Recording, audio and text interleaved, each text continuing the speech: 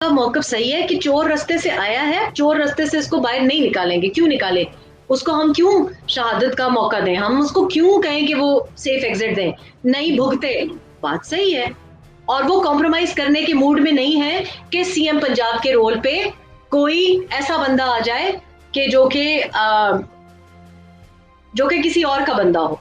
मेरा चौधरी निसार की तरफ इशारा है। इशारा क्या मतलब, नवाज शरीफ समझते होंगे कि शायद चौधरी निसार पे भी उनको एतराज ना हो, लेकिन उनको एतराज इस बात पे होगा, और मेरा ख्याल है ये जायज है, कि पीएमएलएन की मकबूलियत पंजाब में ज्यादा बढ़ गई है, तो सीएम पीएमएलएन का क्यों ना हो? सीएम हमजा शहबाज क्यों ना हो? ज्यादती है ना। मेरा ख्याल है शहबाज शरीफ को अगर कहें कि अपने बेटे को कुर्बान कर दें, वो कर देंगे, लेकिन मियां साहब नहीं करेंगे। मेरी जाती राय ये है कि जो सीएम पंजाब की पोजीशन है वो हमजा शहबाज के अलावा किसी को नहीं जानी चाहिए।